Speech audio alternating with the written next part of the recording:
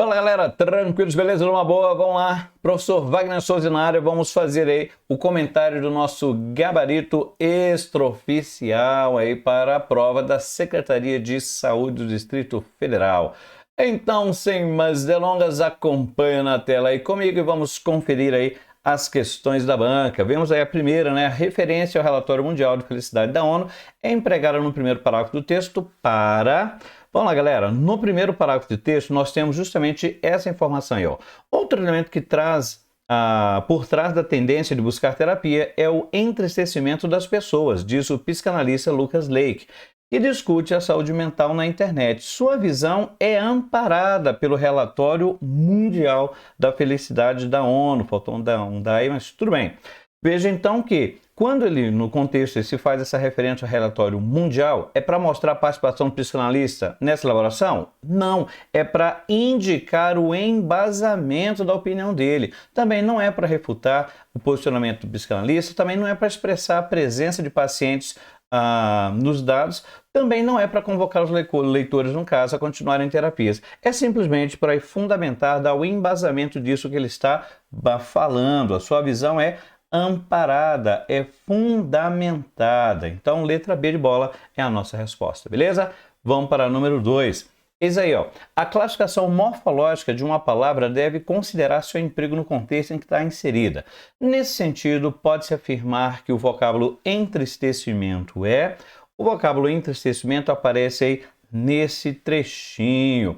Olha aí, ó, a galera que foi para o nosso aulão de véspera ontem, eu fiz esse comentário lá. Volta aí para a tela e acompanha comigo. Veja bem, no contexto, veja que você tem lá o entristecimento. Deixa eu puxar aqui a minha canetinha. Veja lá, no trecho você tem entristecimento e olha quem está aí antes dele, ó. O entristecimento.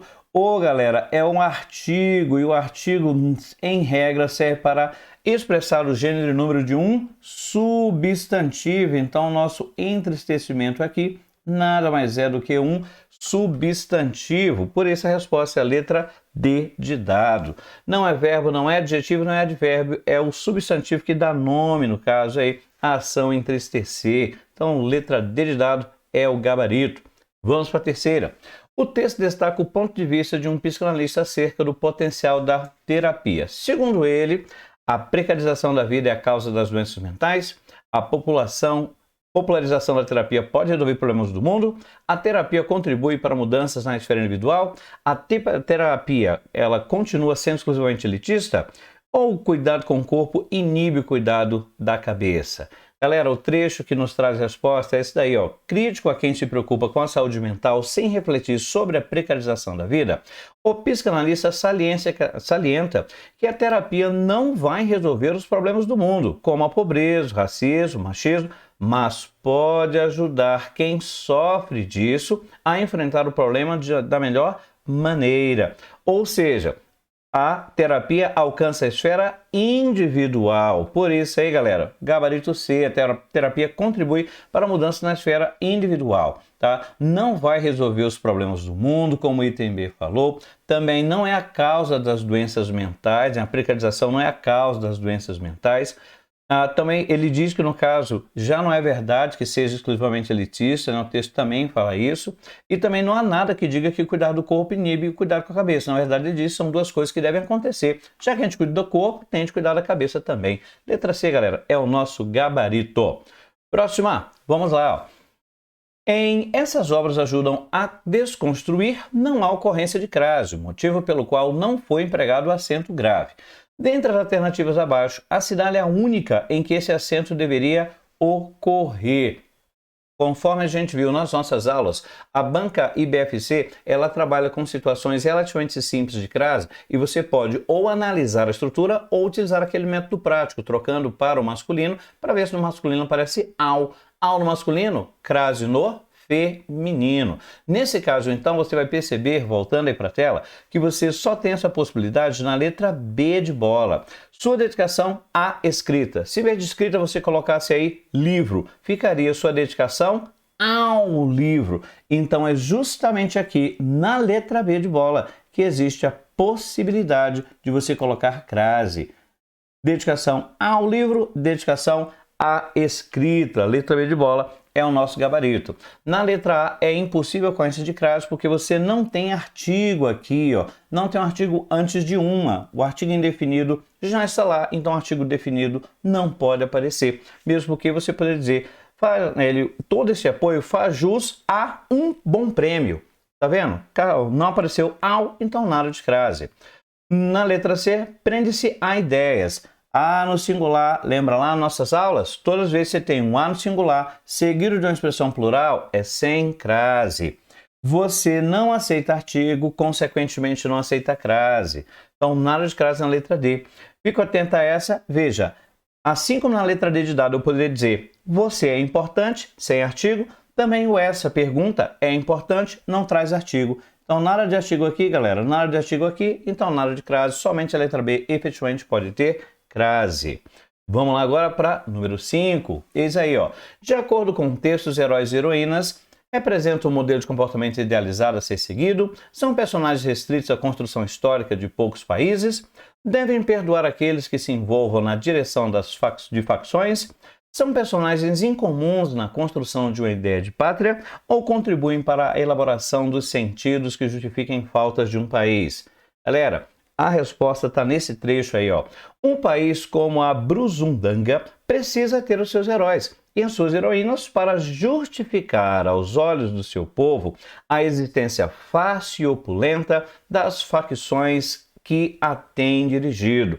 Ou seja, a existência de heróis e heroínas faz parte desse jogo aí de quem dirige o país, de quem domina o poder, ou seja, faz parte do jogo, quer dizer que a figura de heróis e heroínas contribuem para elaborar os sentidos que justificam as faltas de um país. Então, tem que estar lá justamente para justificar, tá até aqui o mesmo verbo, né? Justificar aos olhos do povo a existência fácil e opulenta, ou seja, uma existência inadequada, incorreta, no caso aí, né? Algo ruim associado à ideia de falta que aparece lá no item E. Letra E, portanto, é a nossa resposta. Todas as outras não encontram amparo no texto, algumas inclusive até contrariando as informações do texto. Letra E, portanto, gente, é o gabarito da número 5. Vamos para o número 6. Eis aí a gente parte desse trecho para justificar aos olhos do seu povo a existência fácil e opulenta das facções que a têm dirigido. O vocábulo destacado é acentuado em função de uma exigência fonética em relação à pronúncia, do caráter passivo que assume na oração, de uma relação de regência com o termo seguinte, da posposição que ocupa em relação ao seu complemento ou da concordância com o sujeito a que se refere. Bom, galera, a gente já viu, né, na nossa aula de... Lembra que eu falei na aula de concordância? Tome cuidado com o verbo ter e o verbo vir. Eles são utilizados às vezes para confundir o candidato no que se refere à concordância. Esse circunflexo aí indica que o verbo está concordando no plural. E o que gera concordância, gente, é o sujeito. Regra geral, o verbo concorda com o sujeito a que se refere. Então, se apareceu no plural, é justamente porque esse carinha aí, o nosso querido tem, está concordando com a referência de sujeito. A rigor, gente, o sujeito de verdade dele é este pronome relativo aqui, ó, das facções às quais a tem dirigido. Só que esse pronome relativo retoma a informação de facções, que é justamente a indicação plural. As facções a têm dirigido. Portanto, é uma questão de concordância com o sujeito no plural. Por isso apareceu aí o circunflexo indicando que o verbo igualmente está no plural. Letra E é o gabarito. Beleza? Vamos para a próxima? Olha aí, número 7 também baseada nesse mesmo trechinho anterior. E aí fizemos esse comentário nas aulas, tal, que é uma adjunta adnominal, inclusive em algumas situações até falei um pouco sobre complementos nominal também, nesse caso não precisa fazer essa distinção, e no nosso aulão de véspera a gente também falou isso, eu comentei isso. Adjunto adnominal, lembra? O ad significa junto, então adjunto adnominal está junto de um nome. Então o adjunto adnominal é uma expressão que se apresenta ali junto ao nome. Normalmente são artigos, pronomes, adjetivos, numerais ou outras expressões que se apresentam junto ao nome. Então a chave, galera, era verificar se aquela expressão fazia referência ao nome. E aí quando a gente vai para nossa frase, veja aqui, do seu povo. Num contexto, quando a gente busca a informação do seu povo lá, você tem para justificar aos olhos do seu povo. Galera, do seu povo não faz referência a um nome, olhos, tá junto do nome, então é adjunta nominal. Então, aqui, gente, o que a gente quer é a que não funciona. O comando nos diz, em um texto, os adjuntas nominais cumprem importante papel caracterizador e podem ser expressos por uma ou mais palavras. Dentre os termos indicados abaixo, assinale o único que não exerce essa função sintática. Esse primeiro aqui gente, está junto aí de olhos, então é adjunta nominal. Então, esse está correto. E eu quero que não é. Fácil, veja que você tem a existência fácil. Fácil não está junto do nome núcleo existência, gente? Então também é adjunto adnominal. Mais à frente, quando você fala existência fácil e opulenta, faltou um E aqui, né? E opulenta das facções. Galera, nas facções diz respeito a quem? A existência das, tanto é que eu posso trazer para cá e associar. A existência das facções também diz respeito a um nome existência, também é um adjunta nominal. Opulenta, que é a letra E. Não é aqui também a existência fácil, existência opulenta, também diz respeito ao nome existência, também é adjunta nominal. Agora, dirigido, gente, integra a locução verbal. É o verbo principal, é um particípio que funciona como verbo principal da locução verbal. Portanto, eis aí, ele não é o nosso adjunta nominal. Então, letra D de dado é o gabarito da número 7. Vamos para a próxima. Eis aí, ó. Destacam-se duas ocorrências do vocábulo antes, hein? Antes perturbou-lhe e é preciso que antes lhes recorde. Considerando o contexto em que se encontram, é correto afirmar que exprime respectivamente contrariedade de tempo, tempo e relevância, conclusão, contrariedade, tempo, conclusão, relevância e contrariedade. Vamos ver lá os trechinhos do texto? Olha o trecho aí, ó. O mais curioso herói da pátria brusundanguense, olha aí, é sem dúvida uma senhora que nada fez por ela, antes perturbou-lhe a vida. Tá vendo esse antes aí? Olha o sentido dele. Essa senhora nada fez por ela, mas ao contrário, perturbou-lhe a vida. Tá vendo que esse antes aí nos traz justamente essa noção de contrariedade? Então, olha a letra A, já está o gabarito lá. Só para descargo de consciência, vamos ver a segunda.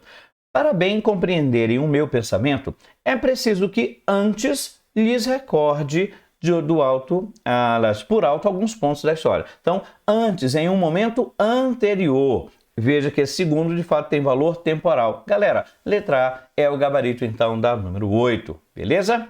Vamos para a 9. Eis aí, ó. Na oração feita à República, tem-se uma ideia de ação concluída. Linguisticamente, essa percepção semântica deve-se à presença A, de verbo conjugado no pretérito perfeito, de verbo no infinitivo impessoal, de uma forma verbal no particípio, de uma construção verbal imperativa ou do valor incerto típico do modo subjuntivo. E aí? Galera, nessa expressão que foi destacada, o verbo que aparece é feita.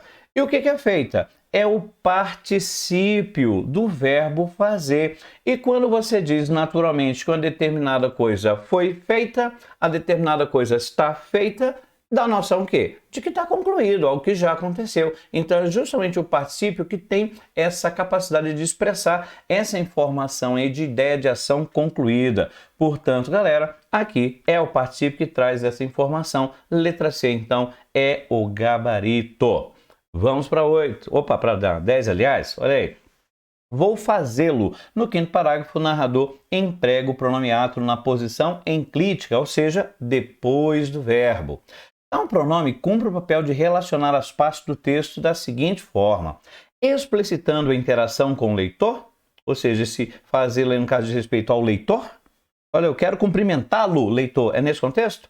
Letra B, recuperando uma ideia já apresentada. Letra C, detalhando um dado pouco apreendido. Letra D, antecipando a informação ainda não dita. Letra E, apontando o referente de forma pouco precisa. E aí? Quem assistiu a aula de texto comigo sabe que na aula de texto eu falei sobre coesão e coerência. E na aula de texto eu falei que os pronomes, de maneira geral, têm papel coesivo retomando antecedentes. Lembra lá as relações anafóricas, quando você retoma um antecedente, é normalmente isso que os pronomes fazem. E não foi diferente nesse texto aí, ó. Veja que no nosso texto, quando você fala aí, vou fazê-lo, se a gente buscar o texto originário, gente, olha aí, ó. Para bem compreenderem o meu pensamento, é preciso que antes lhes recorde por alto alguns pontos da história política, faltou acento aqui, a registração, política de Brusundanga. Vou fazê-lo. Ou seja, vou fazer isso. Vou fazer isso que recordai para vocês por alto alguns pontos da política da Brusundanga. Ou seja, esse lo aqui está retomando, gente, a ideia anterior, está recuperando uma ideia já passada, já apresentada. Temos uma relação anafórica, como normalmente acontece, o pronome retoma um antecedente, nesse caso uma informação anterior, ou seja, letra B de bola é o gabarito da 10. Tranquilo? Vamos para a próxima. Galera, essa 11 aqui vai dar o que falar. Essa 11 aqui vai dar o que falar. O examinador, ele meio que pisou na bola, ele fez uma pergunta de maneira um pouco aberta e ele dá a entender aqui, do jeito que ele elaborou, é possível que nós tenhamos gabarito duplo, tá? Então vamos ficar de olho, vamos acompanhar depois o gabarito aí para essa número 11, dependendo da situação, talvez seja possível um recurso aí, porque a banca pode, no caso, tentar se rebolar, para, no caso, buscar a resposta diferente do que eu vou indicar aqui para vocês. Mas vamos lá, indicando aqui a resposta. Veja aí. Ao descrever os pontos da história política da Brusundanga, nos 3 últimos parágrafos, o narrador sugere ao leitor que havia uma forte herança histórica na construção do presente referido, não há adaptação no referido presente de elementos passados, a ideia de unidade das províncias deve ser vista como algo positivo, e na letra D, não há qualquer distinção entre a estrutura do Império e da República. E letra E, as feitorias são construções históricas do pós-independência no país. Galera, 3 aí estão nitidamente erradas. Agora, 2 vão gerar dúvida. E o que acontece? Observe o que o comando está dizendo. O que ele fala nesses 3 parágrafos? Sugere. Isso quer dizer, então, que a informação não está expressa, está nas entrelinhas. E veja esse trecho. Ó. Feita a República, elas ficaram mais ou menos como eram, com mais independência e outras regalias. Portanto, é claro que a evolução política de Brusundanga tinha por expressão a unidade dessas províncias, e era mesmo seu fim. Qualquer pessoa que tenha tentado ou venha tentar o desmembramento das províncias não pode ter tido como herói nacional. Ora, o texto sugere com esse texto que o que de fato tinha-se de importante naquele país era justamente a unidade dessas províncias. Portanto, isso é algo positivo. Tanto é que se alguém atentar contra isso, não pode ser considerado um herói, mas sim alguém que é inimigo do Estado, não é isso? Então, o que se sugere é que efetivamente essa unidade das províncias é algo positivo, deve ser vista como algo positivo. Por outro lado, gente, aí veio o vacilo do examinador. Por outro lado, do jeito que ele apresenta a sequência histórica de construção daquele país, olha, tínhamos aqui no caso a determinada coisa foi transformada em províncias, ou seja, aquelas divisões que havia feitas pelos colonizadores permaneceram na independência e depois na república. Então você vê no caso aí uma extensão de uma tradição histórica de se manter as províncias, ou seja, pode ser que nós tenhamos aqui dupla resposta e possibilidade de recurso. Então, vamos ficar de olho aí nessa questão número 11, porque efetivamente, dependendo da forma de o examinador contextualizar, ele pode querer dizer que é a letra A. E aí é questão de ir para a briga pelo recurso, beleza? Mas enfim, o nosso gabarito aqui, o mais adequado, é efetivamente a letra C, até pelos termos aí do trecho que eu destaquei para vocês. Vamos então para a próxima, vamos aí para o número 12, ó. Considerando o contexto em que a oração "quando fizeram a independência da Brusundanga" encontra-se, é correto afirmar que o sujeito do verbo em destaque A. não pode ser determinado, B. encontra-se implícito, C. não existe sintaticamente, D. possui mais de um núcleo e é uma construção passiva.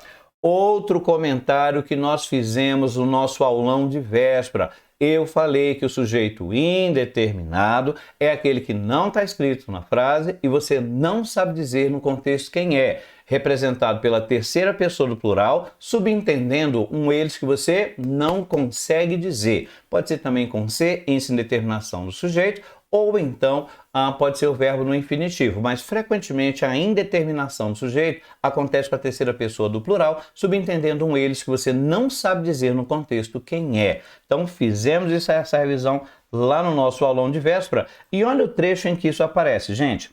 Os colonizadores fundaram várias feitorias e quando fizeram a independência de Brusundanga, essas ficaram feitorias sendo províncias do Império. Aliás, essas feitorias ficaram sendo províncias. Houve aqui um erro na digitação, na compilação do texto, mas enfim, vamos focar aqui, galera. Quando eu digo aqui fizeram, quem fizeram? Eles fizeram. A minha pergunta agora é, eles quem? Seriam os colonizadores? Não, não funciona. Os colonizadores fundaram as feitorias. Os colonizadores também fizeram a independência? Não, gente, ele está falando da história de um país.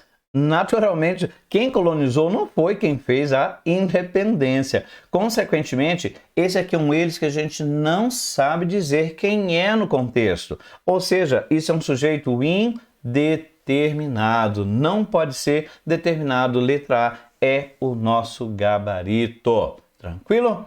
Vamos para 13? Olha aí, ó. Galera, esta daqui eu vou confessar, foi a questão mais complicada desta prova, tá? De fato, aqui pesou a mão. O examinador da Banco BFC não faz isso. Isso é um ponto super, ultra, mega, power, plus, fora da curva da Banco BFC.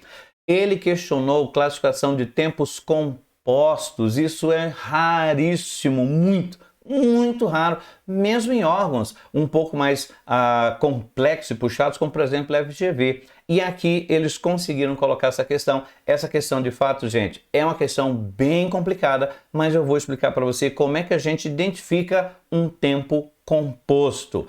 Vamos lá. Opa, mudei aqui para cima, mas enfim. Vamos lá. Como é que identifica um tempo composto, gente? Você tem que verificar o tempo do verbo auxiliar. Nesse caso ali, a forma verbal tenha. O que acontece? Se o auxiliar estiver no presente, o tempo composto, você pula aqui nessa sequência presente, pretérito imperfeito, perfeito e mais perfeito. Você pula um. Se o verbo estiver no presente, o que você está montando, ó, pula um, é um pretérito perfeito composto. Se o verbo auxiliar estiver no pretérito imperfeito, você vai montar, vou até mudar a cor aqui para não confundir. Se o verbo está no pretérito imperfeito, você monta um, pula, olha aí, um mais que perfeito. É por isso que quando você diz eu tinha encontrado, eu tinha, pretérito imperfeito, tinha encontrado. Esse tinha encontrado equivale a encontrara, que é o pretérito mais que perfeito. Pois bem, quando a gente volta ali para a nossa locução, observe que essa forma tenha está no subjuntivo. Que eu tenha, que tu tenhas, que ele tenha. Uai, gente, se esse tenha aqui está no subjuntivo e especificamente no presente, que eu tenha, que tu tenhas, que ele tenha, isso é um presente do subjuntivo.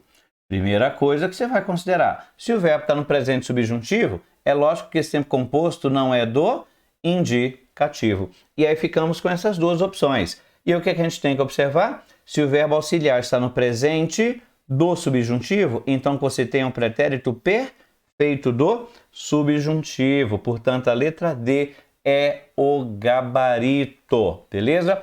Mas, conforme disse, essa questão foi cruel. Cruel. Não é tipo de coisa que se cobre normalmente em provas de concurso público, tá? Então, para quem ficou pensando, meu Deus, essa não sabia nem para onde eu ia correr, professor. É natural que tenha acontecido isso, porque de fato essa não era uma questão que deveria ter aparecido para vocês. Esse tipo de questão tem que aparecer talvez em prova da Secretaria de Educação para o cargo específico de professor de língua portuguesa, porque é um detalhe, uma minúciazinha que ali é só quem é da área de língua portuguesa consegue enxergar com certa calma, com certa tranquilidade. Então, se você simplesmente se perdeu nessa questão, eu aposto que todo mundo se perdeu, tá? Porque, de fato, essa questão foi a mais complexa, a mais difícil dessa prova, beleza? Muito bem, então vamos aí para o número 14. Eis aí, sem dúvida, uma senhora que nada fez por ela. Destaca-se um pronome indefinido. Considerando-se o emprego dessa classe de palavras, assinale a alternativa que também apresenta um pronome desse tipo. Estão lembrados lá no aulão? A gente falou sobre pronomes indefinidos. Até chamei a atenção. Olha, se porventura o examinador falar alguma coisa sobre caráter indeterminado ou genérico, generalizante ou coisa assim, procure ou sujeito indeterminado ou então um pronome indefinido. E o pronome definido faz essa referência vaga, aberta, para a terceira pessoa. E veja, pronome. Ele fica lá no lugar de um nome ou acompanhando um nome, já que ele é pronome. E apresentando esse sentido vago, impreciso, indefinido. Então, quando a gente busca nas nossas opções, gente, veja que na letra A você tem conversaram muito. Conversar é uma coisa, conversar muito é outra. Muito se refere ao verbo, gente. Então, isso é um advérbio. Consequentemente, não é pronome. Tchau para a letra A. Não queremos que aquilo se repita. Aquilo, gente, é pronome demonstrativo. Este, esse, aquilo são pronomes demonstrativos. Todas as pessoas. Como assim todas as pessoas reclamaram? Todas. Tá vendo que aí você tem essa palavra todas fazendo referência a um nome pessoas e no contexto da ideia vaga, tá aí, galera, o nosso pronome indefinido. Na letra D de dado, resposta certa, resposta correta, esse certo é um adjetivo. Dediquei-me pouco. Veja aqui, dedicar-se é uma coisa, dedicar-se pouco é outra. Modifica o verbo, então é um advérbio. Pronome de verdade é só a letra C e é um pronome indefinido mesmo. É o gabarito, portanto. E aí, a saideira, considerando o contexto na passagem e estes sinceros ou não, cobrem e desculpam o que ela tem do sindicato declarado. Os verbos destacados estão flexionados no presente indicativo e semanticamente exprimem uma ação que apresenta um caráter de atemporalidade, remete a um passado de forma dinâmica, possui um sentido impositivo de interlocução, ocorre no exato momento da enunciação ou acentua o valor da passagem do tempo. Outra coisa que a gente também viu nas nossas aulas diz respeito à questão da ideia, da informação que os tempos apresentam. E aí vale lembrar, o presente do indicativo expressa costumeiramente um fato que ocorre no momento em que a frase é formulada, ou então um costume, que seria uma ação repetida, uma ação reiterada, ou ainda uma verdade. E o que é verdade? É um fato tido como real, e é daquele jeito, acabou e pronto. E é justamente isso que a gente vê no nosso texto. Voltando aí no trechinho, vou trazer o texto aqui para vocês, o trechinho é esse daí, ó. Não era possível deixar de ser assim, tanto mais que a pátria sempre foi feita para os heróis. E estes, sinceros ou não, cobrem e desculpam o que ela tem de sindicato declarado. Ou seja, é uma verdade, gente, é uma constatação tida como real. Os heróis cobrem e desculpam. Ou seja, não é indicação de passado, não é sentido impositivo, porque não é imperativo, também não é fato que ocorre no momento da enunciação, gente, um fato que ocorre no momento em que a frase é formulada. O presente, neste caso, não está indicando isso, ele está indicando uma verdade. Quem acentua a passagem do tempo é o gerúndio, muitas vezes. Galera, aquilo que é verdadeiro, tipo o quadrado da hipotenusa é igual a soma dos quadrados catetos, é uma verdade. A científico-matemática. Uma verdade, gente, não é temporal. A verdade é verdade, simplesmente isso. Ou seja, é um caráter de atemporalidade. Beleza? É isso então aí, a número 15, a letra A é a nossa resposta então. Beleza? Eu fico aqui com o nosso gabarito e comentado extraoficial. Vamos ficar de olho aí na publicação do gabarito da banca. Vamos ver se a banca vai ser coerente com aquilo que está lá nas informações. Mas, em ser necessário, vamos correr atrás de recursos também. Beleza, galera? Forte abraço. Espero que vocês tenham tido aí um bom desempenho na próxima. Aliás, bom desempenho na prova. Até a próxima. Beijo! Até a próxima!